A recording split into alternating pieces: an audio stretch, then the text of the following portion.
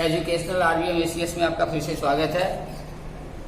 हम ईश्वर से प्रार्थना करते हैं कि आप सभी लोग अपनी सफलता प्राप्त करें, आपकी मनोकामना पूर्ण हो। इसके लिए हम निरंतर प्रयासरत हैं। यहाँ जो भी विषय पढ़ाए जा रहे हैं वे पूरी लगन, निष्ठा और विस्तार से पढ़ाए जा रहे हैं। हम आशा करते हैं कि ये सभी वीडियो आपके लिए वरदान साबित हो। यदि ये सभी वीडियो आपको पसंद आता है तो आप इसे लाइक, शेयर एंड सब्सक्राइब करें, जिससे हमारे द्वारा बनाए गए वीडियो के नोटिफिकेशन सबसे पहले आपको प्राप्त हो सके। और साथ ही आप सभी कृपा करके इसे अपने भाइयों, बहनों एवं दोस्तों के साथ भी शेयर करें, जिससे वे भी इसका लाभ उठा सके। आगे हम समय को ध्यान में रखते हुए अपने विषय पर चलते हैं।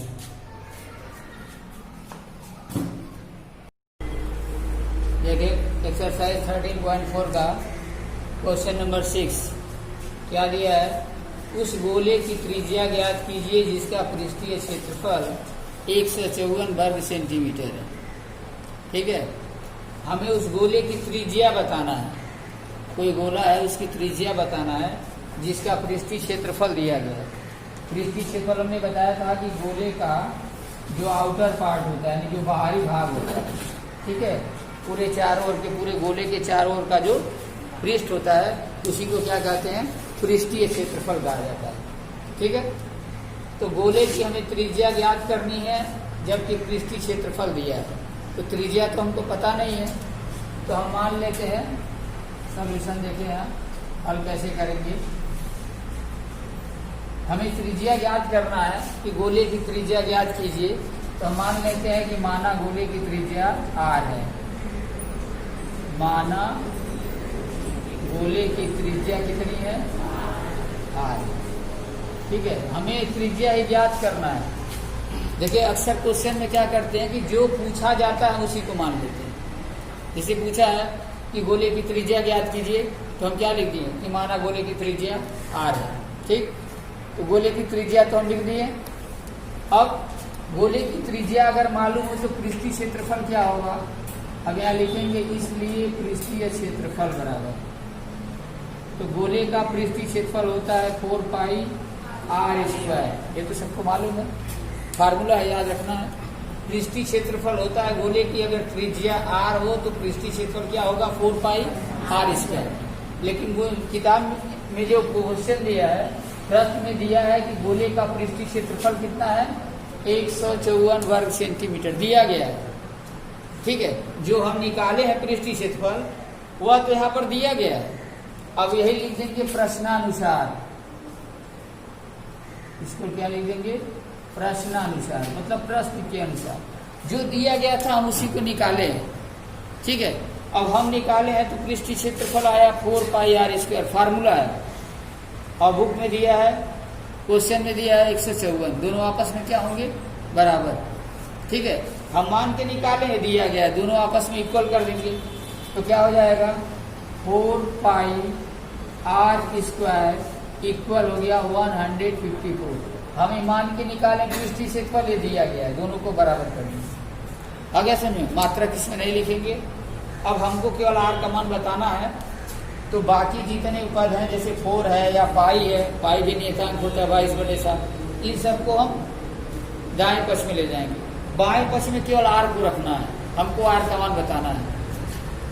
तो देखिए क्या करेंगे, यहाँ लिख देंगे r² बराबर 154 बट्टे, यहाँ 4 पाई नीचे आ जाएगा, क्योंकि यहाँ पर 4 पाई r² कहने का मतलब क्या है, 4 पाई और r², इन तीनों में कोई चिन्ह नहीं है बीच में, संख्याओं के बीच में 4 और पाई के बीच में कोई चिन्ह है, कोई चिन्ह नहीं है।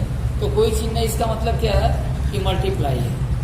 अगर कोई चिन्ह नहीं दिया इसका मतलब क्या है कि मल्टीप्लाई। ठीक है, यानी गुणा। तो यहाँ पर एक गुणा था तो यहाँ पर भाग कर दिए हैं।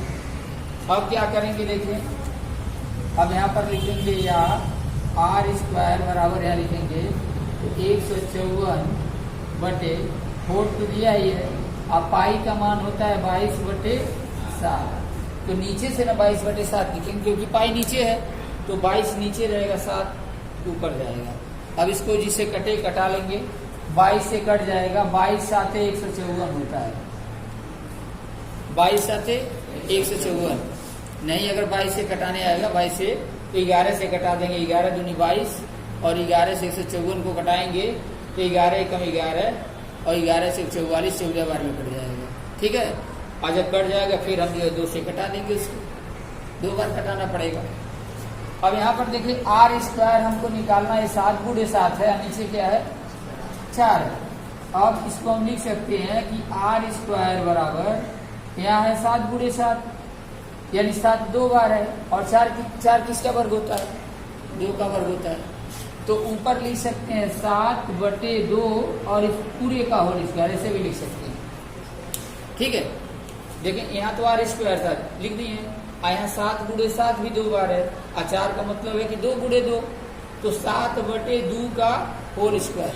अब दोनों पक्षों में स्क्वायर अगर हम कैंसिल कर दें तो आर का मान आ गया 7/2, ये ना, 2 तो कैंसिल हो गया, तो आर बराबर 7/2, अर्थात अगर हम 7 में 2 का भाग देंगे तो आएगा 3.5 सेंटीमीटर। आर क्या है, गोले की त्रिज्या। हमको क्या निकालना था, गोले की त्रिज्या। आ गया समझ में, इसलिए आंसर आ गया हमारा कि गोले की त्रिज्या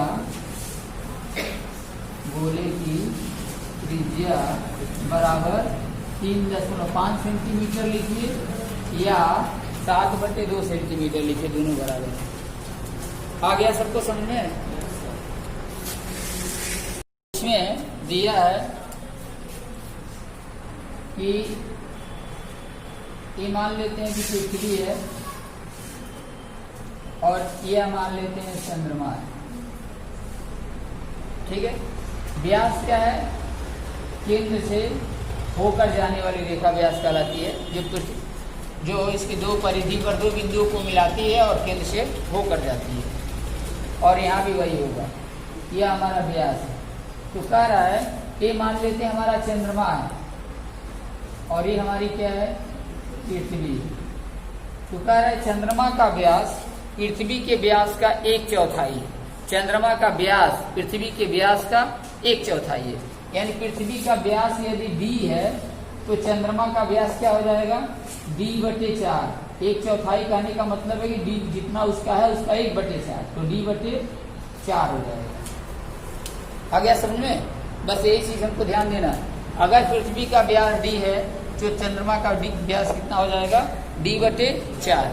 यह हमको ध्यान रखना है। तो लिखेंगे माना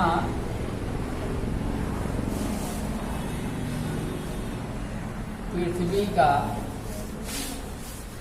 व्यास कितना है, d है, d माने डायमीटर होता है, इसलिए चंद्रमा का व्यास, तो चंद्रमा का व्यास क्या होगा, पृथ्वी के व्यास का 1/4, तो d/4, मैंने d गुणे 1/4 करेंगे तो d/4 ही आएगा। तो चंद्रमा का पृथ्वी का व्यास यदि d है तो चंद्रमा का व्यास क्या हो गया, d/4। ठीक है, अब पृथ्वी का निकालते हैं, पृथ्वी की त्रिज्या। अब देखिए यहाँ पृथ्वी की त्रिज्या लिखते हैं, तो हम तो जानते हैं कि त्रिज्या क्या होती है, व्यास का आधा, ये नहीं होता है, व्यास की आधा त्रिज्या होती है। यहाँ d व्यास है तो त्रिज्या इसकी आधा हो जाएगी, यानी d/2। यहाँ व्यास क्या, अगर d है तो r क्या हो जाएगा, उसका आधा, व्यास की आधी त्रिज्या होती है, मालूम हो गया। तो ये तो पृथ्वी की त्रिज्या हो गई, और जब पृथ्वी की त्रिज्या हो गई तो हम दोनों के पृष्ठीय क्षेत्रफल का अनुपात ज्ञात करना है। तो हम पहले क्या करते हैं, पृथ्वी का पृष्ठीय क्षेत्रफल निकालते हैं, या निकाल लेते हैं पृथ्वी का पृष्ठीय क्षेत्रफल। तो क्या होता है, पृथ्वी क्षेत्रफल 4πr², लेन होगा, ये तो फार्मूला है 4πr²। किसी भी गोले का पृष्ठीय क्षेत्रफल हो तो 4πr² है, तो 4π और r के जगह पर क्या रखेंगे, d/2 का होल स्क्वायर। ये ध्यान देना है, r के जगह पर d/2 का होल स्क्वायर। यहाँ पाई का मान रखने की कोई जरूरत नहीं है, तो 4 पाई, यहाँ डी का स्क्वायर करेंगे तो होगा डी स्क्वायर, और 2 का स्क्वायर करेंगे तो क्या होगा 4। इसको तोड़ दिए, स्क्वायर हम कर दिए। एक किसका पृष्ठीय क्षेत्रफल है? पृथ्वी का, हम निकाल दिए। अब चंद्रमा का देखिए व्यास यहाँ दिया है, क्या लिखेंगे? चंद्रमा की त्रिज्या, चंद्रमा की त्रिज्या। एक काम करते हैं, इसकी त्रिज्या को हम कैपिटल आर मान लेते हैं, क्योंकि भाई पृथ्वी की त्रिज्या बड़ी है तो इसको कैपिटल आर ले लेते हैं, और चंद्रमा की त्रिज्या छोटी होगी जिसको स्मॉल आर ले लेते हैं। ठीक है, दोनों को अलग अलग से ये R1 R2 से व्यक्त कर लेंगे। तो चंद्रमा की त्रिज्या अब क्या होगी? चंद्रमा का व्यास कितना है? D/4, तो उसकी त्रिज्या उसका आधा होगा, तो D/4 दिया, इसमें 2 का गुणा कर देंगे तो हो जाएगा D/8। समझ में आया? D/4 का आधा होता है D/8। आगे बात समझ में?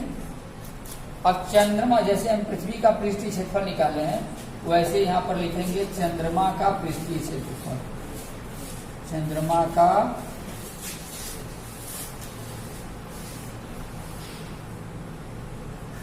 पृष्ठीय क्षेत्रफल। तो चंद्रमा का पृथ्वी क्षेत्रफल की फार्मूला वही होगा 4 पाई, इसका तो स्मॉल आर माने ही है, स्मॉल आर यहाँ आप कैपिटल मान लीजिएगा, क्योंकि हम कैपिटल मान लिए यहाँ पर। ठीक है, तो यहाँ पर देखिए क्या करेंगे, 4 पाई और स्मॉल आर है, स्मॉल आर का मान यहाँ पर है D/8, तो यहाँ क्या लिखेंगे D/8 और इस पूरे का होल स्क्वायर, क्योंकि क्या स्क्वायर है, आर स्क्वायर था। आ गया समझ में? बस यही हमको ध्यान देना है। अब आगे देखें, इसको तोड़ेंगे तो क्या होगा, 4 पाई अगुड़े डी का स्क्वायर, तो डी ही स्क्वायर होगा, और 8 का स्क्वायर क्या होगा 64। हो गया ना? तो देखिए ये पृथ्वी का पृष्ठीय क्षेत्रफल हम निकाल लिए हैं, तो 4 पाई D²/4 आया, और चंद्रमा का पृष्ठीय क्षेत्रफल निकाले हैं तो 4 पाई D²/64, दोनों का हम पृष्ठीय क्षेत्रफल निकाल लिए हैं। पूछा क्या है प्रश्न में दिया है कि दोनों के पृष्ठीय क्षेत्रफल का अनुपात ज्ञात कीजिए। हमको ये निकालना है कि दोनों के पृष्ठीय क्षेत्रफल का अनुपात। ठीक है, तो यहाँ पर लिखेंगे, नीचे लिखिएगा फिर, इसलिए पृथ्वी और चंद्रमा के पृष्ठीय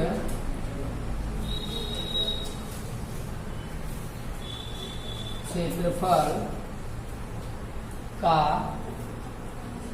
अनुपात। इसलिए अब हम क्या करेंगे, पृथ्वी के और चंद्रमा के पृष्ठीय क्षेत्रफल का अनुपात निकालते हैं। तो पृथ्वी का है 4 पाई D²/4, अनुपात का मतलब होता है बटे, ये पहले भी हम बता चुके हैं। तो यहाँ पर क्या लिखेंगे, 4 पाई D²। अब बटे जब लिखेंगे तो देखें यहाँ पर बटे 4 है तो ये नीचे आ जाएगा, तो ध्यान देना है। या 4 से 4 चाहे तो यहाँ कटा भी सकते थे, कोई दिक्कत नहीं थी, अब कटा सकते थे पहले भी। अभी बस समझ में, यहाँ 4 से 4 या तो पहले ही कटा लें, और नहीं तो यहाँ पर क्या किए 4 पाई D²/4, तो 4 नीचे आ गया। अब ये जो चंद्रमा का पृष्ठीय क्षेत्रफल है वो नीचे आएगा, तो नीचे है तो क्या होगा, फिर इसको लिखेंगे तो हो जाएगा हमारा 4 पाई और D² नीचे रहेगा, और बटे 64 दिया है, ये 64 चूंकि नीचे तो बटे है नहीं, मेन बटे ऊपर है, तो यहाँ पर क्या होगा, वो ऊपर चला जाएगा ऐसे। आ गई बात समझ में? अब इसी को हमको शॉर्ट फॉर्म में कर लेना है, कटा के इसको छोटा कर लेना है। अब देखिए कटाएंगे क्या हो गया, 4 से 4 कैंसिल हो गया हमारा, ठीक। यहाँ पाई से हमारा पाई भी कैंसिल हो गया, और D² से D² भी कैंसिल हो गया। अब बचा है 4 और 64, तो 4 से कटा देंगे 4 एकम 4, और 4 से इसको कटा देंगे तो 4 एकम 4 7 24, तो हो गया 16/1, और इसका मतलब है 16 संबंधी 1। यह क्या हो गया, आंसर। समझ में आया सबको? क्या दिया है फिर से देख लें। दिया था प्रश्न में कि यदि पृथ्वी का चंद्रमा का व्यास पृथ्वी के व्यास का 1/4 हो तो दोनों के पृष्ठीय क्षेत्रफल का अनुपात ज्ञात करना है। तो हम क्या किए हैं, पहले पृथ्वी का व्यास हम मान लिए कि माना पृथ्वी का व्यास d है, तो जितना व्यास पृथ्वी का मानेंगे चंद्रमा का क्या हो जाएगा, उसका 1/4। जैसे उसका d माने हैं तो d का 1/4 करेंगे, 1/4 करेंगे तो d/4 आ जाएगा। ठीक है। अब पृथ्वी की त्रिज्या निकाले r, तो जब व्यास d है तो त्रिज्या तो उसका आधा होगा, तो d/2 हो गया। तो पृथ्वी का पृष्ठीय क्षेत्रफल 4πr², यहाँ 4π और r की जगह पर d/2 का स्क्वायर किए तो d²/4, ये 4π ऐसे उतार दिए। ठीक। अब यहाँ पृथ्वी का त्रिज्या के हिसाब से पृथ्वी का पृष्ठीय क्षेत्रफल निकाल लिए। अब चंद्रमा का व्यास दिया है तो चंद्रमा की त्रिज्या निकाले हैं, तो जितना दिया है इसके हर में 2 से और गुणा कर दिए, और छोटा हो जाएगा, तो हर में और 2 से गुणा कर दिए तो हो गया 4 d/8। अब चंद्रमा का पृष्ठीय क्षेत्रफल जब निकालेंगे तो इसका भी फार्मूला वही होगा 4πr²। तो 4π और r की जगह पर अब क्या रखना है, d/8, तो d/8 का होल स्क्वायर, तो d का स्क्वायर 8 का वर्ग कितना हो गया, 64। अब दोनों के पृष्ठीय क्षेत्रफल का अनुपात निकालना है, तो ऊपर हम पृथ्वी का क्षेत्रफल पृष्ठीय क्षेत्रफल लिखेंगे और नीचे क्या लिखे हैं, चंद्रमा का लिखे हैं। ठीक है। तो 4πd²/4 यहाँ लिखे हैं, आप 4πd²/64 ऊपर लिख दीजिए। अब इसको जैसे कटेगा कटा देंगे, 4 से 4 कटा दिए, पाई से पाई कटा दिए, d² से d² कटा दिए, 4 से 64 में भाग दिए तो 16, 16 चौकी 64, तो 16/1 अर्थात क्या हो गया, 16/1। ये हमारा क्या है, दोनों के पृष्ठीय क्षेत्रफल का अनुपात है। ठीक है। इस कटोरे की मोटाई दिया है क्वेश्चन में 0.25 सेंटीमीटर, आ गया समझे। और क्या दिया है, कटोरे की आंतरिक त्रिज्या है 5 सेंटीमीटर। कटोरे की आंतरिक त्रिज्या मतलब यहाँ केंद्र से यहाँ तक की दूरी है 5 सेंटीमीटर, आंतरिक त्रिज्या है 5 सेंटीमीटर, आ गया समझे। तो आंतरिक त्रिज्या 5 सेंटीमीटर यानी भीतर केंद्र से उसकी दूरी 5 सेंटीमीटर है।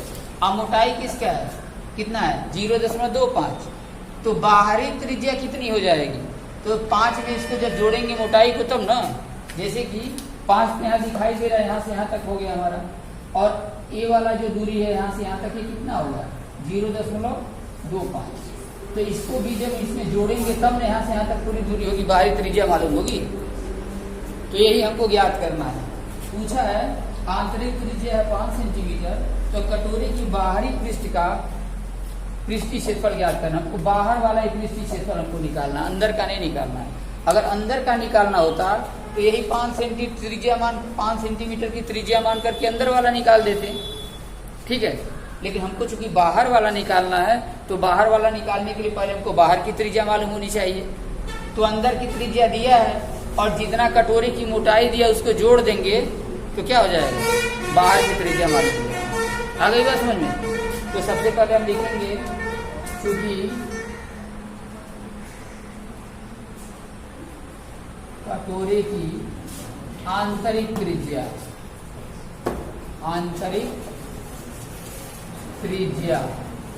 इसको हम मान लेते हैं R1 है, और R1 बराबर क्या दिया है 5 सेंटीमीटर दिया है, आंतरिक त्रिज्या इसको मान लेते हैं। ठीक है।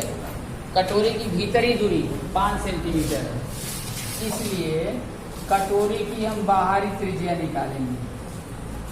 कटोरे की बाहरी त्रिज्या निकालेंगे, तो बाहरी त्रिज्या को हम मान लेते हैं R2 है।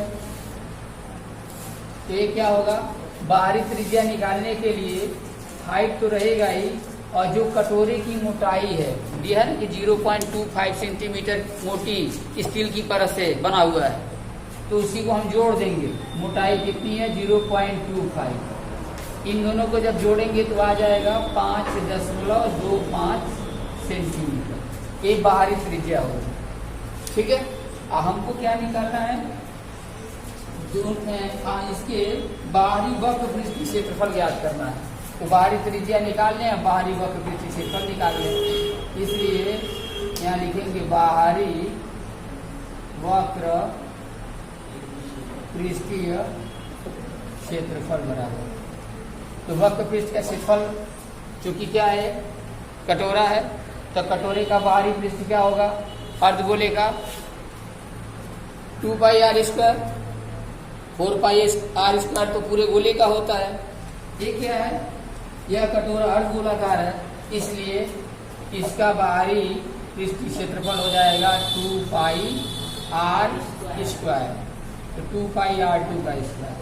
तो 2 गुणे पाई का मान दिया है, इसमें दिया नहीं है तो 22/7 ही लेंगे। 2 गुणे 22/7 और गुणे R2 का स्क्वायर, तो 5.25 गुणे 5.25, 2 बार गुणा करेंगे क्योंकि R2 2 बार है। अब अगर कटे उटे का तो कटा लेंगे, देखें 7×6 = 49 कट जाएगा, 7 से कटा देंगे इसको तो दशमलव बार पहले जाएगा, 0 ले लेते हैं, तो 7 × 7 = 49, 3 बचेगा, 49 3 52 होता है, और 5 तो 7 बचे 35, 0.75 बार में क्या हो गया, कट गया हमारा। ठीक है, अब 22 से गुणा कर दे, इसमें 22 गुना हो गया 44, और यहाँ पर 0.75 में 5.25 का गुणा कर दें,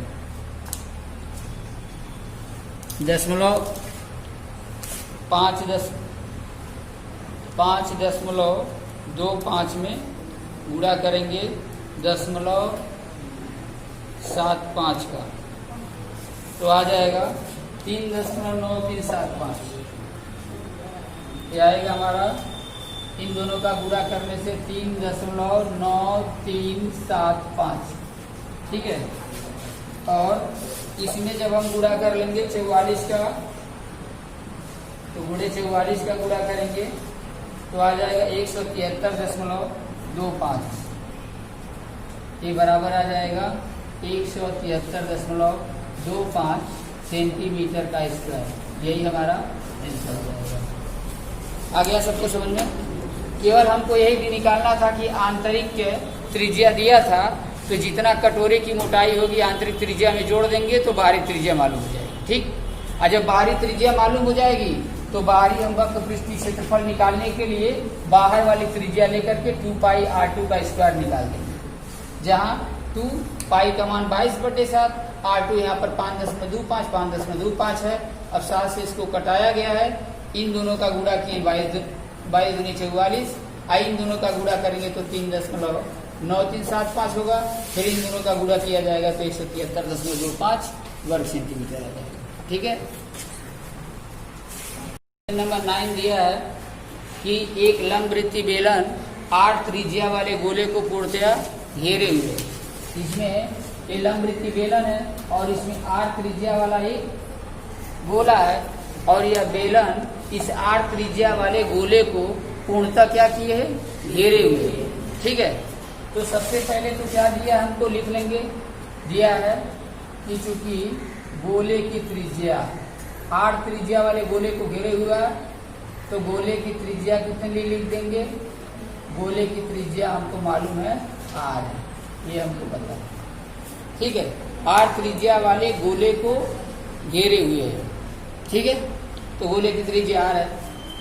पहला पूछा है गोले का पृष्ठीय क्षेत्रफल, पहला क्वेश्चन पूछा है गोले का पृष्ठीय क्षेत्रफल। तो अगर हमको गोले की त्रिज्या मालूम है तो गोले का पृष्ठीय क्षेत्रफल सबको मालूम है, फार्मूले में क्या बताया गया, 4 पाई R स्क्वायर। बस हो गया हमारा, पहले का आंसर निकल गया। जब गोले की त्रिज्या R है तो गोले का पृष्ठीय क्षेत्रफल 4 पाई R स्क्वायर, फार्मूला केवल बताना है। दूसरा क्या दिया है, अब दिया बेलन का वक्र पृष्ठीय क्षेत्रफल हमें बताना है। तो देखिए बेलन का वक्र पृष्ठीय क्षेत्रफल होता है 2 पाई RH, यही होता है।